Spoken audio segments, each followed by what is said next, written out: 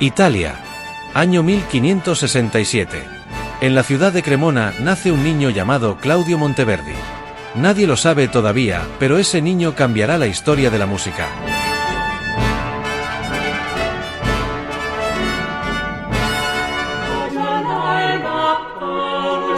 Desde pequeño, Claudio siente una gran fascinación por los sonidos.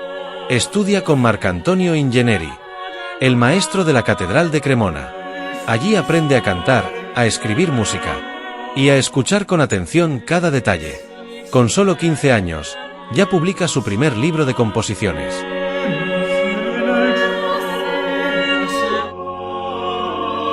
En aquella época, la música sigue reglas muy claras.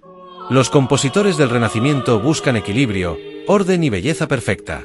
Pero Monteverdi empieza a pensar algo distinto. La música también debería expresar emociones humanas.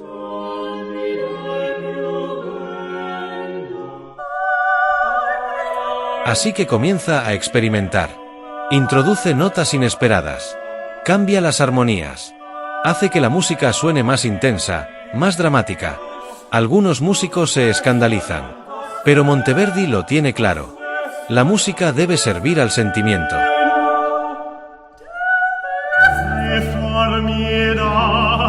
Pronto recibe una gran oportunidad. Monteverdi empieza a trabajar en la corte de Mantua. Allí dirige músicos, compone madrigales y participa en grandes espectáculos musicales. Pero algo nuevo está empezando a surgir en Italia. En Florencia, un grupo de artistas quiere recuperar el teatro de la antigua Grecia. Sueñan con unir tres cosas: la poesía, la música y el teatro. De esa idea nace algo completamente nuevo. Un género que cambiará la historia de la música: la ópera. En 1607, Monteverdi recibe un encargo muy especial: crear una obra para la corte de Mantua. El resultado será una de las obras más importantes de la historia: l'Orfeo. Una ópera inspirada en el mito del músico, capaz de emocionar incluso a los dioses.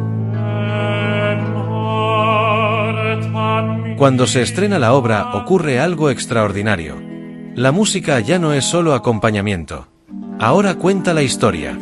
Los personajes cantan sus emociones. La orquesta pinta cada momento. Y el público queda completamente fascinado. Pero la vida de Monteverdi también tiene momentos difíciles.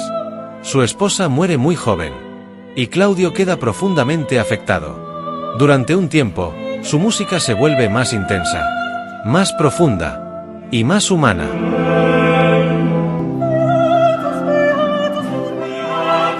Años después, llega una nueva oportunidad.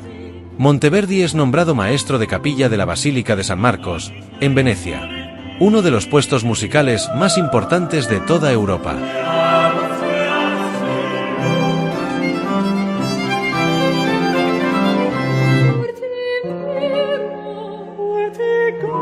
Venecia es una ciudad llena de música, fiestas y espectáculos.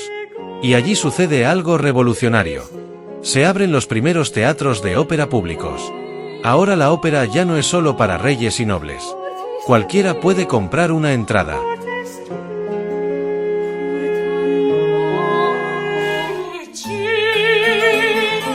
Monteverdi compone nuevas óperas para estos teatros. Entre ellas destaca una especialmente famosa: L'Incoronazione di Popea. Una historia llena de ambición, amor y poder. La ópera empieza a parecerse cada vez más al teatro moderno.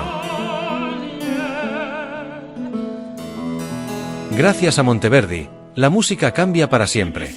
Las voces expresan emociones reales. La orquesta se vuelve más importante. Y la música aprende a contar historias.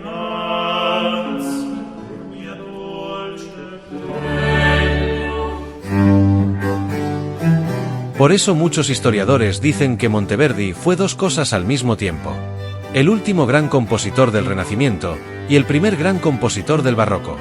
Un verdadero puente entre dos mundos.